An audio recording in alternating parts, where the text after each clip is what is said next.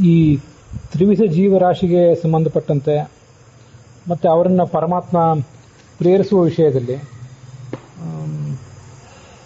ನಾನು ಮಹಾಭಾರತನೋ ಅಥವಾ ಹರಿಕಥಾಮೃತಸಾರನೋ ಎಲ್ಲೋ ಹೇಳಿದೊಂದು ವಿಷಯದ ಬಗ್ಗೆ ನೀವು ಗ್ರೂಪಿನ ಒಬ್ಬ ಸದಸ್ಯರು ಹೀಗೆ ಪ್ರಶ್ನೆ ಕೇಳಿದ್ದೀರಿ. ಅದಕ್ಕೆ ಉತ್ತರಿಸುವ ಸ್ವಲ್ಪ ವಿಳಂಬ ಆಯಿತು. ಯಾಕಂದರೆ ಪ್ರಶ್ನೆಯ ಸ್ವರೂಪವು ಸ್ವಲ್ಪ ಸೂಕ್ಷ್ಮವಾಗೇ ಇತ್ತು. ಸಾತ್ವಿಕರು ರಾಜಸರು ತಾಮಸರು ಅಂತ ಹೀಗೆಲ್ಲ ಇದ್ದಾರೆ ಅನ್ನೋದೆಲ್ಲ ಸರಿ. ಆದರೆ ಪರಮಾತ್ಮ ಯಾಕೆ ಒಬ್ಬೊಬ್ಬರನ್ನ ಒಂದೊಂದು ರೀತಿಯಿಂದ ಪ್ರೇರಿಸ್ತಾನೆ? ತಾಮಸರೇ ಆದರೂ ಕೂಡ ಅವರನ್ನು ದುರ್ಮಾರ್ಗದಲ್ಲೇ ಅವನು ಪ್ರೇರಿಸಲಿಕ್ಕೆ ಏನು ಕಾರಣ? ಅವ್ರಿಗೂ ಕೂಡ ಅವನು ಸನ್ಮಾರ್ಗ ತೋರಿಸಬಹುದಲ್ಲ. ಅವ್ರ ಯೋಗ್ಯತೆ ಅಷ್ಟೇ ಅಂತನ್ನೋ ಮಾತೇನಿದೆ ಅದಷ್ಟು ಮನವರಿಕೆ ಆಗುವಂಥ ಉತ್ತರ ಅಲ್ಲ ಅಂತ ಹೀಗೊಂದು ಪ್ರಶ್ನೆಯನ್ನು ಒಬ್ಬರು ಕೇಳಿದರು. ನಮ್ಮ ಮಹಾಭಾರತದ ಪ್ರವಚನದಲ್ಲಿ, ಹರಿಕಥಾಮೃತಸಾರ ಪ್ರವಚನದಲ್ಲಿ ಅಥವಾ ಹಿಂದೆ ಅನೇಕ ಕಡೆ ಬೇರೆ ಬೇರೆ ಸಂದರ್ಭದಲ್ಲಿ ಇದನ್ನು ಹೇಳಿರಬಹುದು. ಆದರೂ ಈಗ ನಾನು ಹೇಳೋ ಪ್ರಯತ್ನ ಮಾಡ್ತೀನಿ. ಮತ್ತೆ ಇದು ಪ್ರಶ್ನೆ ಸ್ವರೂಪನೇ ಸ್ವಲ್ಪ ಸಂಕೀರ್ಣವಾಗಿರುವುದರಿಂದ ನಾನು ಉತ್ತರ ಹೇಳಿದರೂ ನಿಮ್ಗೆ ಅದು ಕನ್ವಿನ್ಸ್ ಆಗ್ತದೋ ಇಲ್ಲೋ, ಮತ್ತು ನೀವು ಅದನ್ನು ಮತ್ತೊಂದು ಬಾರಿ ನನ್ನ ಎದುರಿಗೆ ಸಂಭಾಷಣೆನೇ ಮಾಡಿ, ಫೋನ್ನಲ್ಲಿ ಅಥವಾ ನೇರವಾಗಿ ಸಂಭಾಷಣೆ ಮಾಡಿ ಅದನ್ನು ಚರ್ಚಿಸಬೇಕಾದ ಪ್ರಸಂಗ ಬರಬಹುದು. ಆದರೂ ಹೇಳಿರ್ತೇನೆ. ಈಗ ಇದು ಹೇಳುವ ಉತ್ತರ ಏನಿದೆಯಲ್ಲ, ಇದು ಉತ್ತರ ಈ ಮೂರು ವಿಧ ಜೀವ ವ್ಯವಸ್ಥೆಯನ್ನು ಒಪ್ಪುವಂಥ ಸಿದ್ಧಾಂತದಲ್ಲಿ ಇದೇ ಉತ್ತರ. ಇದು ಬಿಟ್ಟು ಬೇರೆ ಉತ್ತರ ಹೇಳಲಿಕ್ಕೆ ಸಾಧ್ಯ ಇಲ್ಲ. ಜಗತ್ತಿನ ಯಾವುದೇ ಮತ, ಧರ್ಮ, ಸಿದ್ಧಾಂತ ಇತ್ಯಾದಿ ಕಡೆಗಳಲ್ಲಿ, ಬೈಬಲ್ನಲ್ಲಾಗಲಿ, ಕ್ರಿಶ್ಚಿಯಾನಿಟಿಯಲ್ಲಿ, ಇಸ್ಲಾಂನಲ್ಲಿ, ಮತ್ತು ಹಿಂದೂ ಧರ್ಮದ ಅನೇಕ ಕವಲುಗಳು, ಅನೇಕ ಕಡೆ ಎಲ್ಲ ಮೂರು ವಿಧದ ಜೀವರನ್ನು ಒಪ್ಪಿರುವುದು, ಇವರ ಇಂಥದ್ದೊಂದು ಸಿದ್ಧಾಂತ ಅವರನ್ನು ಪರಮಾತ್ಮ ಪ್ರೇರಿಸುವುದು, ಇದು ಈ ಥರ ಕಂಡು ಬಂದಿರೋದಿಲ್ಲ. ಎಲ್ಲ ಜೀವರು ಕೂಡ ಸದ್ಗತಿಗೆ ಹೋಗ್ತಾರೆ, ಎಲ್ಲ ಜೀವರು ಸಾತ್ವಿಕರೇ ಅನ್ನುವ ಒಂದು ಅಭಿಪ್ರಾಯನೇ ಎಲ್ಲ ಕಡೆ ಕೇಳಿ ಬರ್ತದೆ. ಹಾಗೆ ನೋಡಿದರೆ ಈ ಕ್ರಿಶ್ಚಿಯಾನಿಟಿಯಲ್ಲಿ ಮತ್ತು ಇಸ್ಲಾಂನಲ್ಲಿ ಅಲ್ಲಿಯೂ ಕೂಡ ಶಾಶ್ವತವಾದ ನರಕಕ್ಕೆ ಹೋಗುವಂಥವರ ವರ್ಣನ ಇದೆ. ಆದರೆ ಸಾತ್ವಿಕರು, ರಾಜಸರು, ತಾಮಸರು ಅನ್ನುವಂಥ ಜೀವರ ಒಂದು ವರ್ಗೀಕರಣ, ಅವರನ್ನು ಪರಮಾತ್ಮ ಹೇಗೆ ಪ್ರೇರಿಸ್ತಾನೆ ಅನ್ನುವಂಥ ಸಂಗತಿಯೆಲ್ಲ ಅಷ್ಟಲ್ಲಿ ವಿಶದವಾಗಿ ಬಂದಿಲ್ಲ. ಇಷ್ಟೇ. ಮುಕ್ತಿಗೆ, ಸದ್ಗತಿಗೆ ಅಯೋಗ್ಯರಾದವರ ಒಂದು ಕಲ್ಪನಾ ಸಿದ್ಧಾಂತ ಕ್ರಿಶ್ಚಿಯಾನಿಟಿಯಲ್ಲೂ ಮತ್ತು ಇಸ್ಲಾಂನಲ್ಲೂ ಇದೆ. ಪರಮಾತ್ಮನ ಸ್ವರೂಪ ಏನು ಅಂದರೆ, ಪರಮಾತ್ಮ ಸಾತ್ವಿಕರನ್ನು ಅವರು ಯಾವ ಗತಿಗೆ ಹೋಗಬೇಕೋ ಅದರಂತೆ ಪ್ರೇರಿಸ್ತಾನೆ, ಅದು ಅವನ ಕೆಲಸ. ರಾಜಸರನ್ನು ಅವರು ಹೇಗಿರಬೇಕೋ ಹಾಗೆ ಪ್ರೇರಿಸ್ತಾನೆ. ತಾಮಸರು ಎಲ್ಲಿಗೆ ಹೋಗಬೇಕೋ ಅವರನ್ನು ಹಾಗೆ ಪ್ರೇರಿಸ್ತಾನೆ, ಅದು ಅವನ ಕೆಲಸ. ಅವ್ರ ಯೋಗ್ಯತೆ ಹಾಗೇ ಇರುವುದರಿಂದ ಅವ್ರನ್ನ ಆತನೇ ಪ್ರೇರಿಸಬೇಕು. ಈಗ ನೋಡಿ, ಜೀವ ಸ್ವಭಾವವಾದ ತ್ರಿವಿಧ ಜೀವರು, ಸಾತ್ವಿಕರು, ರಾಜಸರು, ತಾಮಸರು ಅನ್ನುವಂಥ ಒಂದು ವಾದ, ಮತ್ತು ಅದಕ್ಕೆ ಸಂಬಂಧಪಟ್ಟಂತೆ ಅದರ ಭಾಗವೇ ಆಗಿರುವಂಥ ಜೀವ ಸ್ವಭಾವವಾದವನ್ನು ಜಗತ್ತಿನಲ್ಲಿ ಬೇರೆ ಯಾರೂ ಮಂಡಿಸಿಲ್ಲ. ಅಥವಾ ಒಪ್ಕೊಂಡಿದ್ರೂ ಕೂಡ, ಕೆಲವರು ಒಪ್ಕೊಂಡಿದ್ರೂ ಕೂಡ ಅಷ್ಟು ಅದನ್ನು ಸ್ಪಷ್ಟೀಕರಿಸಿಲ್ಲ, ಅದಕ್ಕೆ ಹೆಚ್ಚು ಮಹತ್ವ ಕೊಟ್ಟಿಲ್ಲ. ಜೀವರ ಸ್ವರೂಪವೇ ಆಗಿರುವಾಗ ಆ ಪರಮಾತ್ಮ ಅವರನ್ನು ಪ್ರೇರಿಸದೇ ಇರಲಿಕ್ಕೆ ಹೇಗೆ ಸಾಧ್ಯ? ಕ್ಷುದ್ರ ಮಿಶ್ರಾಣಿಯು ಬೀಜಾನಿ ಅಂತ ಉಪನಿಷತ್ತು ಹೇಳ್ತದೆ. ನಾವೆಲ್ಲ ಜೀವರು ಒಂದೊಂದು ಬೇರೆ ಬೇರೆ ಥರದ ಬೀಜಗಳಿದ್ದಂತೆ. ಪರಮಾತ್ಮನ ಕೆಲಸ ಏನು ಅಂದರೆ, ಅದು ಮಳೆ ಬರುವ ರೀತಿ. ಅವನು ಮಳೆ ಮಾವಿನ ಬೀಜದ ಮೇಲೆ ಬಿದ್ದರೆ ಮಾವಿನ ಗಿಡ ಹುಟ್ಟುತ್ತದೆ, ಅದು ಮತ್ತೊಂದು ಯಾವುದೋ ಬೇವಿನ ಬೀಜದ ಮೇಲೆ ಬಿದ್ದರೆ ಬೇವಿನ ಗಿಡ ಹುಟ್ಟುತ್ತದೆ. ಹಾಗಿರುವಾಗ ಪರಮಾತ್ಮ ತಾಮಸರಾದವರನ್ನು ಸದ್ಗತಿಗೆ ಪ್ರೇರಿಸುವಂಥ ಒಂದು ಮನಸ್ಸು ಮಾಡೋದು, ಅಂಥ ಒಂದು ಅವಕಾಶ, ಅವನ ಕಾರ್ಯಭಾರದಲ್ಲಿ ಅಂಥ ಒಂದು ಅವಕಾಶ ಅವನು ಇಟ್ಕೊಳ್ಳೋದು, ಅದು ಸ್ವೀಕಾರಕ್ಕೆ ಯೋಗ್ಯ ಆಗೋದಿಲ್ಲ. ಶಾಸ್ತ್ರಗಳು ಪರಮಾತ್ಮನನ್ನು ಅಘಟಿತ ಘಟನಾ ಸಮರ್ಥ, ಯಾವುದನ್ನು ಬೇಕಾದರೂ ಬುಡಮೇಲು ಮಾಡಬಲ್ಲವನು, ಯಾವುದೇ ವ್ಯವಸ್ಥೆಯನ್ನು ಬುಡಮೇಲು ಮಾಡಬಲ್ಲವನು, ಏನನ್ನು ಬೇಕಾದರೂ ಮಾಡಬಲ್ಲವನು ಅಂತ ಹೀಗೆಲ್ಲ ವರ್ಣನೆ ಮಾಡ್ತವೆ. ಆದರೂ ಸತ್ಯವಾಕ್ ಸತ್ಯ ಸಂಕಲ್ಪ ಅಂತ ಅವನನ್ನು ಶಾಸ್ತ್ರಗಳು ವರ್ಣಿಸಿರುವುದರಿಂದ ಮುಕ್ತಿಗೆ ಹೋಗಬೇಕಾದಂಥ ಕೆಲವು ಜೀವರಿದ್ದಾರೆ, ದುರ್ಗತಿಗೆ ಹೋಗಬೇಕಾದಂಥ ಕೆಲವು ಜೀವರಿದ್ದಾರೆ. ಅವರವರು ಅಲ್ಲಲ್ಲಿಗೆ ಹೋಗಬೇಕಾದಾಗ ಅವರು ಏನು ಸಾಧನೆ ಮಾಡಬೇಕು ಆ ಸಾಧನೆ ಮಾಡಿಸುವುದು ಅವನ ಕೆಲಸ ಅಷ್ಟೆ. ವಸ್ತುತಃ ಮುಕ್ತಿಗೆ ಹೋಗಬೇಕಾದವ್ರ ವಿಷಯದಲ್ಲಿ ಅವನು ವಿಶೇಷ ಪ್ರೀತಿ ಅಂತಾಗಲಿ, ಮತ್ತು ದುರ್ಗತಿಗೆ ಹೋಗಬೇಕಾದಂಥವ್ರ ವಿಷಯದಲ್ಲಿ ಅವನಿಗೊಂದು ನಿರ್ದಿಷ್ಟವಾದ ದ್ವೇಷ ಅಂತಾಗಲಿ ಏನಿಲ್ಲ. ಅದನ್ನೇ ಭಗವದ್ಗೀತಾ ನಮೇ ದ್ವೇಷ್ಯೋಸ್ತಿ ನ ಪ್ರಿಯ, ನನಗೆ ದ್ವೇಷ್ಯನೂ ಯಾರೂ ಇಲ್ಲ, ನನಗೆ ಪ್ರೀತಿ ಪಾತ್ರನೂ ಯಾರೂ ಇಲ್ಲ ಅಂತ ವರ್ಣನೆ ಮಾಡಿದೆ. ಈ ಭಗವಂತನಿಗೆ ಯಾರೂ ಪ್ರೀತಿ ಪಾತ್ರರೂ ಇಲ್ಲ, ದ್ವೇಷಕ್ಕೆ ಪಾತ್ರರೂ ಇಲ್ಲ ಅನ್ನೋ ಒಂದು ಸ್ಟೇಟ್ಮೆಂಟ್ ಇದೆಯಲ್ಲ, ಇದನ್ನು ಕೂಡ ಬಹಳ ಸಂಕೀರ್ಣವಾದ್ದೆ. ಯಾಕಂದ್ರೆ ಮತ್ತೊಂದು ಕಡೆ ಕೃಷ್ಣ ಹೇಳ್ತಾನೆ, ಜ್ಞಾನಿ ಪ್ರಿಯತಮೋತೋಮೆ, ಜ್ಞಾನಿ ನನಗೆ ಬಹಳ ಪ್ರಿಯ, ಜ್ಞಾನಿ ತ್ವಾತ್ಮಯೋ ಮೇ ಮತಮ್ ಅಂತ ಹೇಳ್ತಾನೆ. ಆದ್ದರಿಂದ ಜ್ಞಾನಿ ನನಗೆ ಬಹಳ ಪ್ರಿಯತಮ ಅಂತ ಹೇಳುವ ಭಗವಂತ ನಮೇ ದ್ವೇಷೋಸ್ತಿ ನ ಪ್ರಿಯ ಅಂತ ಮತ್ತೊಂದು ಕಡೆ ನನಗೆ ಪ್ರಿಯ ಯಾರೂ ಇಲ್ಲ ಅಂತ ಹೇಳ್ತಾನೆ. ಈ ಎಲ್ಲ ಮಾತುಗಳ ಅರ್ಥ ಏನು ಅಂತಂದ್ರೆ, ಭಗವಂತನ ಆ ಪ್ರೀತಿ ಅಥವಾ ಅವನು ಯಾರನ್ನಾದರೂ ತಿರಸ್ಕರಿಸುವುದು, ಈ ಮನೋಭಾವಗಳೇನಿವೆ ಅವು ನಮ್ಮ ಮನೋಭಾವಗಳಂತೆ ಸರಿಯಾದ ತಿಳುವಳಿಕೆ ಇಲ್ಲದೆ, ಜೀವ ಸ್ವರೂಪದ ಸರಿಯಾದ ತಿಳುವಳಿಕೆ ಇಲ್ಲದೇನೆ ಸ್ಥೂಲ ದೃಷ್ಟಿಯಿಂದ ಏನು ಕಂಡು ಬರ್ತದೋ ಅದನ್ನೇ ಅನುಸರಿಸುವಂಥದ್ದು ಅಲ್ಲ ಅದು. ಇಷ್ಟೇ ಉತ್ತರ. ಈಗ ನೋಡಿ, ಒಂದು ನಾಟಕ ನಡೆಯುವಾಗ ಅಥವಾ ಒಂದು ಸಿನಿಮಾ ಮಾಡುವಾಗ ಒಬ್ಬ ನಿರ್ದೇಶಕ ಅವನು ಯಾರ್ಯಾರಿಗೆ ಯಾವ್ಯಾವ ಪಾತ್ರವನ್ನು ಕೊಟ್ಟರೆ ಅವರು ಆ ಪಾತ್ರವನ್ನು ಸರಿಯಾಗಿ ನಿರ್ವಹಿಸ್ತಾರೆ ಅಂತ ಅವನಿಗೆ ಅನ್ನಿಸ್ತದೋ ಆ ಥರ ಅವರಿಗೆ ಆಯಾ ಪಾತ್ರಗಳನ್ನು ಕೊಡ್ತಾನೆ, ಅದನ್ನು ಅವ್ರ ಕಡೆಯಿಂದ ಆ ಕೆಲಸಗಳನ್ನು ಮಾಡಿಸ್ತಾನೆ.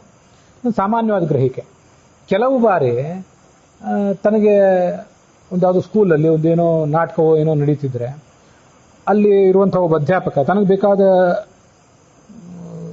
ಕೆಲವು ಜನರಿಗೆ ತನಗೆ ಬೇಕಾದ ಪಾತ್ರಗಳನ್ನು ಕೊಡುವುದು ಕಂಡಿದೆ. ಅನ್ಯಾಯ ಮಾಡಿಯೂ ಮಾಡ್ತಾರೆ.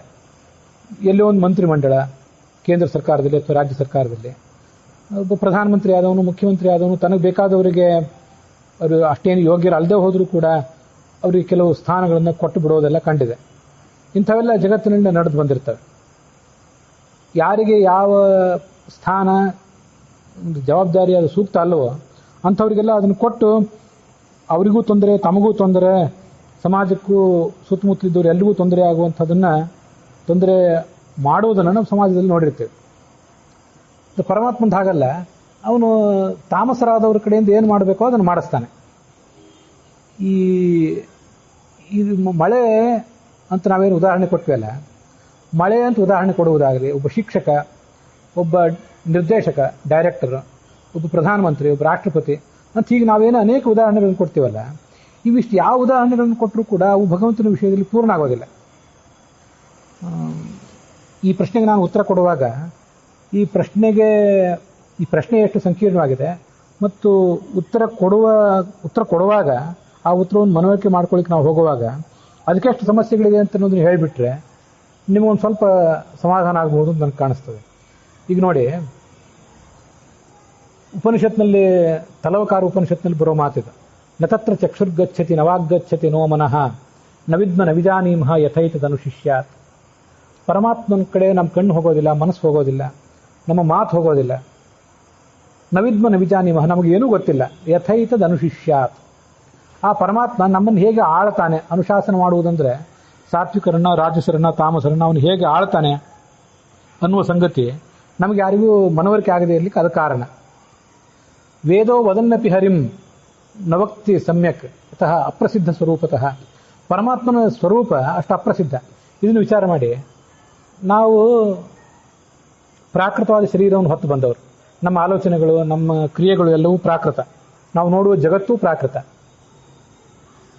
ಅಮೆರಿಕಾದ ರಾಷ್ಟ್ರಪತಿ ಅಥವಾ ಭಾರತದ ರಾಷ್ಟ್ರಪತಿ ಹೇಗೆ ಕೆಲಸ ಮಾಡ್ತಾನೆ? ಭಾರತದ ರಾಷ್ಟ್ರಪತಿ ಕೆಲಸ ಮಾಡೋ ರೀತಿ ಬೇರೆ ಇರ್ತದೆ, ಅಮೆರಿಕಾದ ರಾಷ್ಟ್ರಪತಿ ಕೆಲಸ ಮಾಡೋ ರೀತಿ ಬೇರೆ ಇರ್ತದೆ, ಭಾರತದ ಪ್ರಧಾನಮಂತ್ರಿ ಕೆಲಸ ಮಾಡೋ ರೀತಿ ಬೇರೆ ಇರ್ತದೆ, ರಷ್ಯಾದ ಪ್ರಧಾನಮಂತ್ರಿ ಕೆಲಸ ಮಾಡೋ ರೀತಿ ಬೇರೆ ಇರ್ತದೆ. ಅಮೆರಿಕಾದಲ್ಲಿ ಪ್ರಧಾನಮಂತ್ರಿ ಇಲ್ಲ, ರಷ್ಯಾದಲ್ಲಿ ಪ್ರಧಾನಮಂತ್ರಿ ಇರ್ತಾನೆ.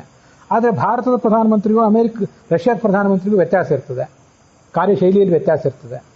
ಆದರೆ ಹಾಗೆ ಭಾರತದ ರಾಷ್ಟ್ರಪತಿ, ಅಮೆರಿಕದ ರಾಷ್ಟ್ರಪತಿಗಳ ಮತ್ತು ಇಂಗ್ಲೆಂಡಿನ ರಾಣಿಯ ಒಂದು ಕಾರ್ಯಶೈಲಿಯಲ್ಲಿ ಕೂಡ ವ್ಯತ್ಯಾಸ ಇರ್ತದೆ. ಇಷ್ಟೆಲ್ಲ ಅನೇಕ ಥರದ ಸೂಕ್ಷ್ಮ ವ್ಯತ್ಯಾಸಗಳು ಇರ್ತಾವಲ್ಲ. ಈ ಸೂಕ್ಷ್ಮ ವ್ಯತ್ಯಾಸಗಳು ಒಂದು ಸ್ವಲ್ಪ ಮಟ್ಟಿಗೆ ಬಹಳ ದೊಡ್ಡ ರಾಜ್ಯಶಾಸ್ತ್ರದಲ್ಲಿ, ಪೊಲಿಟಿಕಲ್ ಸೈನ್ಸ್ನಲ್ಲಿ MA ಏನು ಮಾಡಬೇಕಾಗಿಲ್ಲ. ಆದರೂ ಒಂದಿಷ್ಟು ರಾಜಕೀಯದ ಪರಿಜ್ಞಾನ ಇದ್ದವರಿಗೆ ಈ ವ್ಯತ್ಯಾಸ ಎಲ್ಲ ಗೊತ್ತಾಗ್ತದೆ. ತೀರಾ ಸಣ್ಣ ಮಕ್ಕಳಿಗೆ ಅಮೆರಿಕದ ರಾಷ್ಟ್ರಪತಿಯೂ ಒಂದೇ, ಭಾರತದ ರಾಷ್ಟ್ರಪತಿಯೂ ಒಂದೇ. ಈ ತೀರಾ ಸಣ್ಣ ಮಕ್ಕಳು ನಾನು ಉದಾಹರಣೆ ಯಾಕೆ ಕೊಟ್ಟೆ ಅಂದರೆ, ಪರಮಾತ್ಮನ ವಿಷಯಕ್ಕೆ ಸಂಬಂಧಪಟ್ಟಂತೆ ಅವನು ಹೇಗೆ, ಅವನು ಆಳುವುದು ಹೇಗೆ? ಅಮೆರಿಕದ ರಾಷ್ಟ್ರಪತಿ ಹೆಚ್ಚು ಆಳ್ತಾನೆ, ಅವನಿಗೆ ಅಧಿಕಾರ ಹೆಚ್ಚಿರ್ತದೆ, ಕಾರ್ಯನೂ ಕೂಡ ಜವಾಬ್ದಾರಿನೂ ಹೆಚ್ಚಿರ್ತದೆ. ಭಾರತದ ರಾಷ್ಟ್ರಪತಿಗೆ ಏನು ಹೆಚ್ಚು ಜವಾಬ್ದಾರಿ ಇರೋದ್ರೆ ಹೆಚ್ಚು ಕಾರ್ಯ ಇರೋದಿಲ್ಲ, ಗೌರವ ಮಾತ್ರ ಹೆಚ್ಚಿರ್ತದೆ. ಭಾರತದ ರಾಷ್ಟ್ರಪತಿ ಹೆಸರಿನಲ್ಲಿ ಉಳಿದವರು ಕಾರ್ಯ ಮಾಡ್ತಾ ಇರ್ತಾರೆ. ಆದರೆ ಅಮೆರಿಕದ ಹಾಗಲ್ಲ. ಇಂಥ ವ್ಯತ್ಯಾಸಗಳೆಲ್ಲ ಹೇಗೆ ಪರಮಾತ್ಮ ಆಳೋದೊಂದು ಹೇಗೆ? ಇದು ತುಂಬ ಒಂದು ಸಂಕೀರ್ಣವಾದ ಸಂಗತಿಯೇ. ತೀರಾ ಒಂದು ಚಿಕ್ಕ ಮಗುವಿಗೆ ಅಮೆರಿಕದ ರಾಷ್ಟ್ರಪತಿಯೂ ಒಂದೇ, ಭಾರತದ ರಾಷ್ಟ್ರಪತಿಯೂ ಒಂದೇ, ಅದಕ್ಕೇನೂ ಗೊತ್ತಾಗೋದಿಲ್ಲ. ಹೀಗೆ ಅವನು ಹೇಗೆ ಕಾರ್ಯ ಮಾಡ್ತಾನೆ. ಇನ್ನೂ ನಾನು ಇದ್ರ ಬಗ್ಗೆ ಆಳವಾದಂಥ ವಿಷಯಗಳು ಹೇಳಬೇಕು ಅಂದರೆ, ಪೊಲಿಟಿಕಲ್ ಸೈನ್ಸ್ ಓದಿದವರಿಗೂ ಕೂಡ ರಾಷ್ಟ್ರಪತಿ ಏನು ಕೆಲಸ, ಭಾರತದ ರಾಷ್ಟ್ರಪತಿ ಏನು ಕೆಲಸ ಮಾಡ್ತಾನೆ, ಪ್ರಧಾನಮಂತ್ರಿ ಏನು ಕೆಲಸ ಮಾಡ್ತಾನೆ ಅಂತ ಗೊತ್ತು. ಆದರೆ ಪ್ರಧಾನಮಂತ್ರಿಯ ದಿನನಿತ್ಯದ ಆಗು ಹೋಗುಗಳು, ಅವನ ದಿನನಿತ್ಯ ಏನೇನು ಮಾಡ್ತಾನೆ, ಯಾವ್ಯಾವ ಮೀಟಿಂಗ್ಗಳನ್ನ ಇವತ್ತು ಅವನು ಅಟೆಂಡ್ ಮಾಡಿದ, ಯಾರ ಕಡೆಯಿಂದ ಏನು ಕೆಲಸ ಮಾಡಿಸಿದ, ಮತ್ತು ಯಾವ ಕೆಲಸಗಳನ್ನು ತಾನೇ ಮಾಡ್ತಾನೆ, ಯಾವ ಕೆಲಸಗಳನ್ನು ಮಂತ್ರಿಗಳ ಮೂಲಕ ಮಾಡಿಸ್ತಾನೆ ಅನ್ನೋದು ಸ್ಥೂಲವಾಗಿ ಪೇಪರ್ನಲ್ಲಿ ಏನು ಬಂದಿರ್ತದೆ, ಸಂವಿಧಾನದಲ್ಲಿ ಏನಿದೆ ಅಂತ ಕೇಳಿ ಗೊತ್ತಾಗ್ತದೆ ಅಷ್ಟೇ ನಮಗೆ. ಆದರೆ ಪ್ರಧಾನಮಂತ್ರಿಗಳಲ್ಲಿ ಒಬ್ಬ ನರೇಂದ್ರ ಮೋದಿ ಕೆಲಸ ಮಾಡೋ ರೀತಿ ಬೇರೆ ಇರ್ಬೋದು, ಅಟಲ್ ಬಿಹಾರಿ ವಾಜಪೇಯಿ ಕೆಲಸ ಮಾಡಿದ ರೀತಿ ಬೇರೆ ಇದ್ದಿರ್ಬೋದು. ಇವೆಲ್ಲ ವ್ಯತ್ಯಾಸಗಳು ಇರ್ತಾವಲ್ಲ. ಈ ವ್ಯತ್ಯಾಸವನ್ನು ಸ್ವಲ್ಪ ಪ್ರೌಢರಾದವರಾದರೂ ಕೂಡ ತಿಳ್ಕೊಳ್ಳಿಕ್ಕೆ ಸಾಧ್ಯ ಏನು? ಅವರ ದೈನಂದಿನ ಕಾರ್ಯಶೈಲಿಗಳನ್ನು, ಅವರ ಸ್ವಭಾವವನ್ನು, ಪ್ರಧಾನಮಂತ್ರಿಯ ಮನಸ್ಸಿನಲ್ಲಿ ಏನು ನಡೆದಿದೆ, ರಾಷ್ಟ್ರಪತಿಯ ಮನಸ್ಸಿನಲ್ಲಿ ಏನು ನಡೆದಿದೆ, ಹಿಂದಿನ ಪ್ರಧಾನಮಂತ್ರಿಗಳ ಮನಸ್ಸಲ್ಲಿ ಏನು ನಡೆದಿತ್ತು, ಇದೆಲ್ಲ ನಮ್ಗೆ ಗೊತ್ತಾಗ್ತದೆ.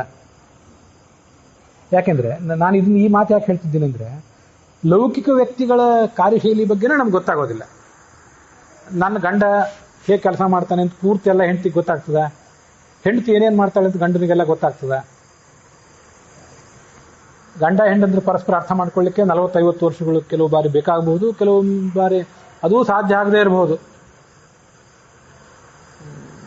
ಇದನ್ನು ನೋಡಿ, ಶಿಕ್ಷಕನಾದವನು ವಿದ್ಯಾರ್ಥಿಗಳಿಗೆ ಪಾಠ ಹೇಳ್ಬೋದು, ಆಮೇಲೆ ವಾರ್ಡನ್ ಆದವನು ಅವರಿಗೆ ಕೂಡಿಸಿ ಓದಿಸಬಹುದು.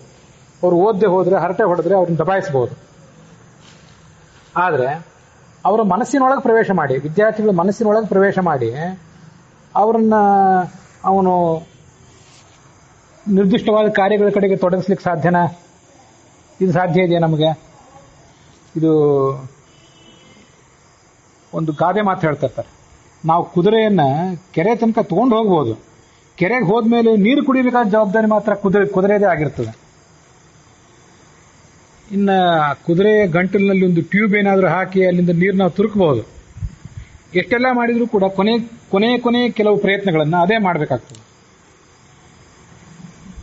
ಕುದುರೆಯ ಗಂಟಲಿಗೆ ನೀರು ತುರುಕಬಹುದು.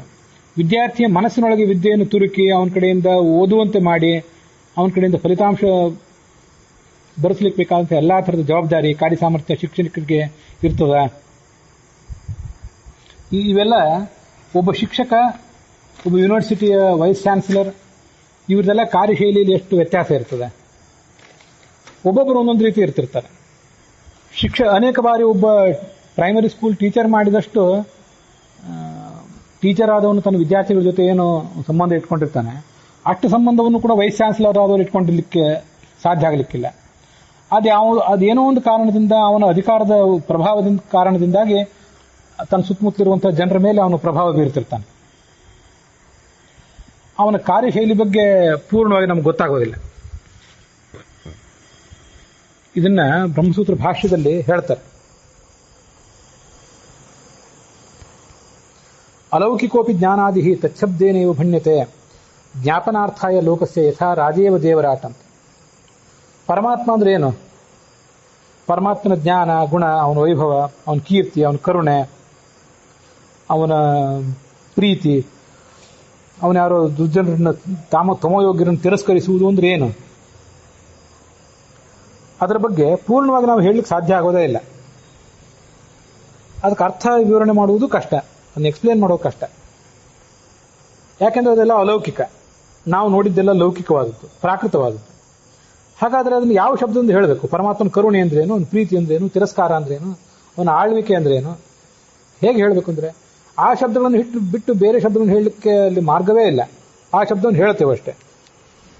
ಪರಮಾತ್ಮ ತಾಮಸರನ್ನು ತಿರಸ್ಕರಿಸ್ತಾನ ಅಥವಾ ತಿರಸ್ಕರಿಸದೇನೆ ಅವ್ರ ಕಡೆಯಿಂದನೂ ಒಳ್ಳೆ ಕೆಲಸ ಮಾಡಿಸ್ತಾನ, ಯಾಕೆ ಮಾಡಿಸೋದಿಲ್ಲ ಅಂತ ಹೀಗೆಲ್ಲ ನಾವು ಕೇಳಿದಾಗ ಅವನ ಕಾರ್ಯಶೈಲಿಯನ್ನು ಪೂರ್ಣವಾಗಿ ನಮಗೆ ತಿಳ್ಕೊಳ್ಳಿಕ್ಕಾಗೋದಿಲ್ಲ. ಆ ತಾಮಸರಿಗೊಂದು ಸ್ವಭಾವ ಇದೆ, ಸ್ವಭಾವವೇ ಆಗಿದೆ ಅಂತಂದ ಮೇಲೆ ಆ ಸ್ವಭಾವಕ್ಕನುಸಾರವಾಗಿ ಆ ಸ್ವಭಾವ ಅಭಿವ್ಯಕ್ತ ಆಗಬೇಕಾದದ್ದು ಒಂದು ಅನಾದಿ ಕಾಲದ ಒಂದು ನಿಯಮ. ಅದು ಧಾತಾ ಯಥಾ ಪೂರ್ವಮಕಲ್ಪಯತ್ ಶಾಶ್ವತೀಭ್ಯ ಸಮಾಭ್ಯ. ಅನೇಕ ವರ್ಷಗಳ ಕಾಲ ಆ ಪರಮಾತ್ಮ ಹೀಗೆ ಕಾರ್ಯಗಳನ್ನು ಮಾಡ್ತಾ ಇದ್ದಾನೆ ಅಂತೆಲ್ಲ ಅನಂತ ಕಾಲದಿಂದ ಪರಮಾತ್ಮ ಹೀಗೆ ಕಾರ್ಯಗಳನ್ನು ಮಾಡ್ತಾ ಇದ್ದಾನೆ ಅಂತ ಶಾಸ್ತ್ರ ಹೇಳ್ತದೆ. ಹೀಗೆ ತಾಮಸರಿಗೆ ಅವನು ದುಷ್ಟ ಕಾರ್ಯಗಳನ್ನು ಮಾಡುವಂಥ ಒಂದು ಪ್ರವೃತ್ತಿಯನ್ನು ಕೊಡದೇ ಹೋದರೆ ಅವರು ದುರ್ಗತಿಗೆ ಹೋಗೋದಿಲ್ಲ. ಹಾಗಾದ್ರೆ ಅವ್ರು ಏನು ಮಾಡಬೇಕು? ರಾಜಸರಂತೆ ಇದೇ ಲೋಕದಲ್ಲಿ ಇರಬೇಕು, ಅಥವಾ ಸಾತ್ವಿಕರಂತೆ ಸದ್ಗತಿಗಾದರೂ ಹೋಗಬೇಕು. ಹಾಗಾದರೆ ರಾಜಸರು, ತಾಮಸರು, ಸಾತ್ವಿಕರು ಅನ್ನುವಂಥ ಒಂದು ವ್ಯವಸ್ಥೆಯೇ ಕುಸಿದು ಹೋಯಿತು. ನಾವೇನು ಕೇಳ್ತೀವಿ? ನಾವು ಈ ಲೆವೆಲ್ನಲ್ಲಿದ್ದವರು ಹೋದ್ರೆ ಹೋಗ್ಲಿ ಬಿಡು, ನಮಗೇನಾಗೋದಿಲ್ಲ ಅಂತ ಕೇಳ್ತೀವಿ. ಲೋಕದಲ್ಲಿ ಸಾತ್ವಿಕರು, ರಾಜಸರು, ತಾಮಸರು ಅಂತೆಲ್ಲ ವಿಭಾಗ ಇದ್ದಾದರೂ ಏನು ಉಪಯೋಗ ಏನೋ ಅಂತ ನಾವು ಈಗೆಲ್ಲ ಪ್ರಶ್ನೆ ಕೇಳ್ತೀವಿ. ನಮ್ಮಲ್ಲಿ ಎಲ್ಲ ಜನರು ಒಂದೇ, ಎಲ್ಲರ ರಕ್ತವೂ ಒಂದೇ, ಇಂಥ ಸ್ಲೋಗನ್ಗಳನ್ನು ನಾವು ಕೇಳಿರ್ತೀವಿ. ನಮಗೆ ಆ ವ್ಯವಸ್ಥೆ ಇದ್ರೆಷ್ಟು ಬಿಟ್ಟರೆಷ್ಟು ಅನ್ನೋದು ವಿಷಯ ಬೇರೆ. ಜಗತ್ತಿನಲ್ಲಿ ಇದೆ ಅನ್ನೋದು ಮುಖ್ಯ. ನೈಷ ಸ್ಥಾನೋರ ಅಪರಾಧ ಇದೇನ ಮಂಧೋನ ಪಶ್ಯತೆ. ನಾವು ಒಂದು ವಸ್ತುವಿನ ಅಸ್ತಿತ್ವವನ್ನು ಒಪ್ಪದೇ ಹೋದರೆ, ನಮ್ಮ ಎದುರುಗಡೆ ಒಂದು ಕಂಬ ಇದೆ, ಆ ಕಂಬದ ಅಸ್ತಿತ್ವವನ್ನು ನಾವು ಒಪ್ಪೋದಿಲ್ಲ ಅಂತಂದರೆ ಅಲ್ಲಿ ಹೋಗಿ ಆ ಕಂಬಕ್ಕೆ ನಾವು ನಮ್ಮ ತಲೆಯನ್ನು ಗಟ್ಟಿಸಿಕೊಂಡು ಕಷ್ಟಪಡಬೇಕಾದಂಥ ಪ್ರಸಂಗ ಬಂದಿತ್ತಷ್ಟೆ. ಹೀಗೆ ಆ ವ್ಯವಸ್ಥೆ ಇರಲಿ ಇಲ್ಲದೇ ಇರಲಿ ಅಥವಾ ಹೋಗಲಿ, ಅದರಿಂದ ನಮಗೇನಾಗುವುದಿದೆ ಅಂತ ಪ್ರಶ್ನೆಗೇನು ಹೆಚ್ಚು ಮಹತ್ವ ಇಲ್ಲ. ವ್ಯವಸ್ಥೆ ಇದೆ, ಅನಾದಿ ಕಾಲದಿಂದ ಇದೆ, ಅದು ಮುಂದುವರಿಬೇಕಾಗಿದೆ. ಆ ವ್ಯವಸ್ಥೆ ಮುಂದುವರಿಬೇಕು ಅಂತಂದರೆ ಅದಕ್ಕೆ ಬೇಕಾದಂಥ ಎಲ್ಲ ಪ್ರೇರಣೆಯನ್ನು ಕೂಡ ಪರಮಾತ್ಮ ಮಾಡಲೇಬೇಕಾಗ್ತದೆ. ಅವನನ್ನು ಬಿಟ್ಟು ಬೇರೆ ಯಾರಿಗೂ ಅದನ್ನು ಮಾಡಲಿಕ್ಕೆ ಸಾಧ್ಯವೂ ಆಗೋದಿಲ್ಲ. ಅಘಟಿತ ಘಟನಾ ಸಮರ್ಥ ಅಂತ ಅವನು ಹೇಳ್ತಾರಲ್ಲ, ಅವನು ಏನನ್ನು ಕೂಡ ಮಾಡಬಲ್ಲ ಅಂಥೇಳಿ.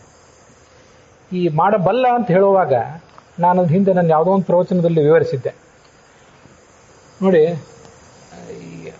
ಮಾಡಬಲ್ಲ ಅಂದ್ರೆ ಹಿ ಕ್ಯಾನ್ ಡೂ ಅಂತ. ಅವನು ಮಾಡಬಲ್ಲ, ಶಕ್ತಿ ಉಳ್ಳವನಾಗಿದ್ದಾನೆ.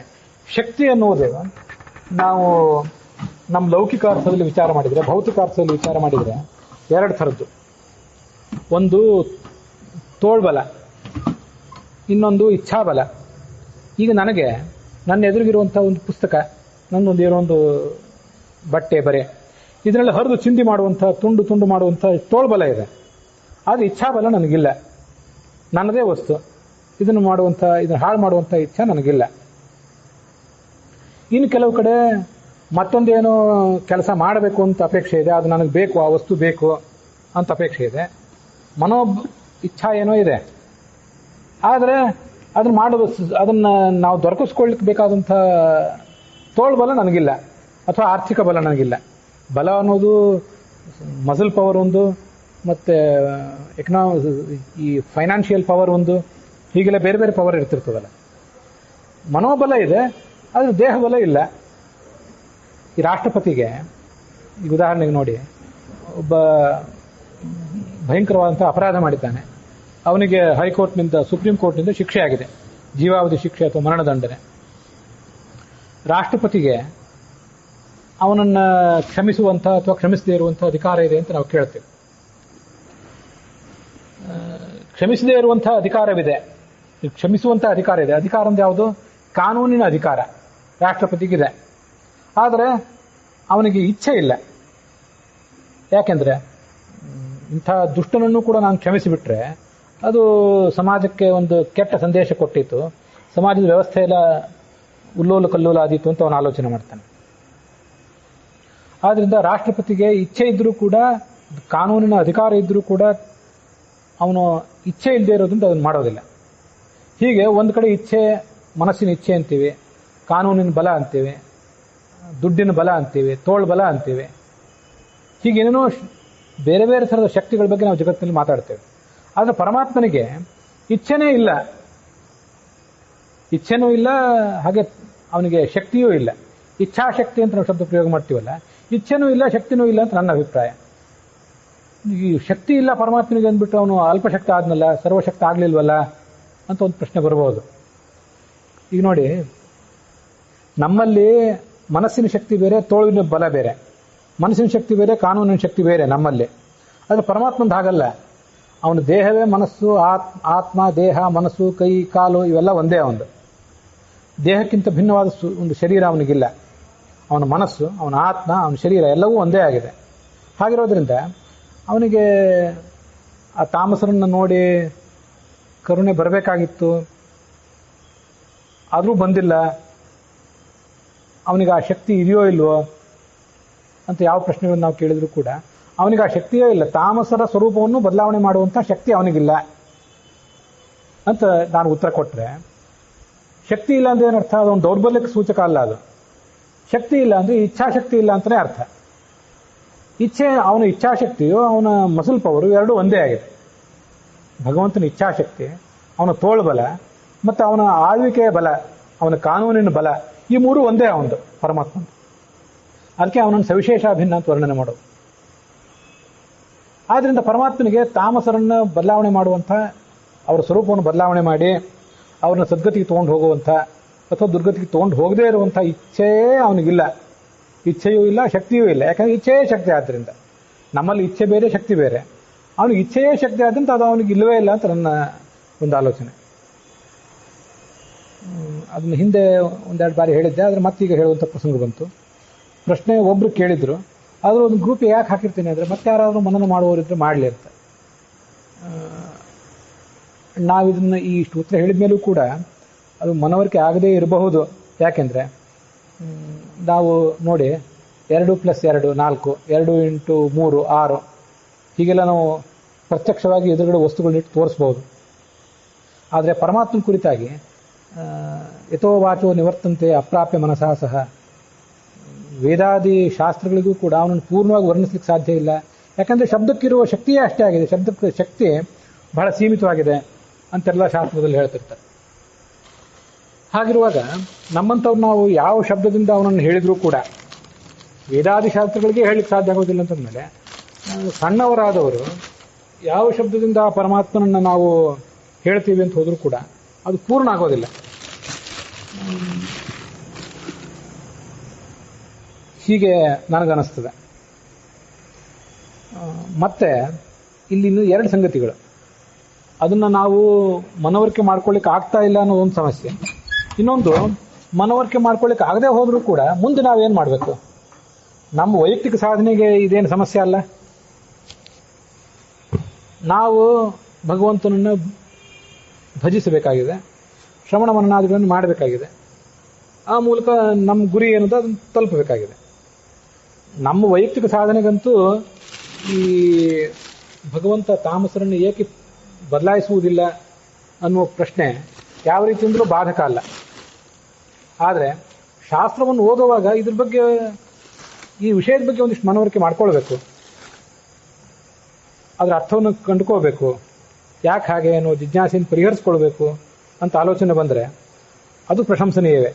ಯಾಕೆಂದರೆ ಆಚಾರ್ಯ ಅದನ್ನು ಗೀತಾ ಮೊದಲಾದ ಶಾಸ್ತ್ರಗಳಲ್ಲಿ ಹೇಳಿದ್ದಾರೆ, ಆಚಾರ್ಯ ವಿವರಿಸಿದ್ದಾರೆ ಅಂದಮೇಲೆ ಅದು ನಮಗೆ ತಿಳ್ಕೊಳ್ಬೇಕಾದ ಸಂಗತಿ ಅಂತಲೇ ಅವರು ಅಭಿಪ್ರಾಯಪಟ್ಟಿದ್ದಾರೆ ಅಂತ ಅರ್ಥ. ತಿಳ್ಕೊಳ್ಬೇಕಾದ ನಮ್ಮ ಸಾಧನೆಗೆ, ವೈಯಕ್ತಿಕ ಸಾಧನೆಗೆ ಅದು ಮುಖ್ಯ ಅಲ್ಲದೆ ಇರಬಹುದು, ಆದರೆ ಅದರ ಜ್ಞಾನ ಅಂತ ಅನ್ನೋದು ನಮಗೆ ಬೇಕಾಗ್ತದೆ. ಆ ಪ್ರಶ್ನೆಯನ್ನು ಬರಿಗಿಟ್ಟು ಕೂಡ ನಾವು ಮುಂದುವರಿಯಬಹುದು, ಅದು ವಿಷಯ ಬೇರೆ. ಆದರೆ ಅದರ ಜ್ಞಾನ ಅಂತ ಅನ್ನೋದು ಮುಖ್ಯ. ಹೀಗೆ ಇದನ್ನೆಲ್ಲ ಹೇಳಿದ್ದೇನೆ. ವಿಷಯ ಸಂಕೀರ್ಣ ಆದ್ದರಿಂದ ಮನವರಿಕೆ ಆಗದೇ ಇರಬಹುದು. ಮತ್ತು ನಾವೀಗ ಇರುವ ಹಂತ ನಮ್ದೆಲ್ಲರದು, ನಾನು ನಿಮ್ಮದು ಯಾರ್ದೋ ಹಂತ ಅಂತ ಹೇಳ್ತಿಲ್ಲ, ನಾವೆಲ್ಲರೂ ಒಂದೇ ಹಂತದಲ್ಲಿ ಇದ್ದೇವೆ, ಹೆಚ್ಚು ಕಡಿಮೆ. ನಮಗೆ ಮನವರಿಕೆ ಆಗದೇ ಇರುವ ಸಾಧ್ಯತೆಯೇ ಹೆಚ್ಚು. ಆದರೆ ಅದ್ರ ಬಗ್ಗೆ ನಾವು ಅಧೀರರಾಗಬೇಕಾಗಿಲ್ಲ. ಅದು ಯಾಕೆ ಮನವರಿಕೆ ಆಗೋದಿಲ್ಲ ಅಂದರೆ ಅಪ್ರಾಕೃತವಾದ ಸಂಗತಿ ಆದ್ದರಿಂದ ಅಂತ ನಾವು ತಿಳ್ಕೊಳ್ಬೇಕು. ಒಂದು ವೇಳೆ ನನ್ನ ಮಾತುಗಳಿಂದ ನಿಮಗೀಗಾಗಲೇ ಮನವರಿಕೆ ಆಗಿದ್ದರಂತೂ ಬಹಳ ಸಂತೋಷವೇ. ಇಷ್ಟರ ಮೇಲೂ ಕೂಡ ಮತ್ತೆ ನೀವು ನನ್ನ ಜೊತೆ ಅದ್ರ ಬಗ್ಗೆ ನಿಮಗೇನಾದ್ರು ಅಪೇಕ್ಷೆ ಇದ್ದರೆ ಫೋನ್ ಮೂಲಕ ಆದರೂ ಅಥವಾ ಮತ್ತೆ ಯಾವಾಗಾದರೂ ಪ್ರತ್ಯಕ್ಷವಾಗಿ ಆದರೂ ಮಾತನಾಡಿದಾಗಲೇ ಇನ್ನೂ ಕೆಲವು ಸ್ಪಷ್ಟೀಕರಣಗಳು ಹೊರಗೆ ಬರಬಹುದು. ಹಿಂದೆ ಕೆಲವು ಬಾರಿ ಕೆಲವು ಜನರ ಜೊತೆ ಆ ಥರ ಮಾತಾಡಿದ್ದಿದೆ. ಆ ಅನುಭವದಿಂದ ಇದನ್ನು ಹೇಳಬೇಕು ಅಂತ ಅನಿಸ್ತದೆ. ಹೇಳಿದ್ದೇನೆ. ಇದ್ರ ಬಗ್ಗೆ ನಿಮ್ಮ ಅಭಿಪ್ರಾಯವನ್ನು ತಿಳಿಸ್ಬೇಕು. ಎಲ್ರಿಗೂ ನಮಸ್ಕಾರ.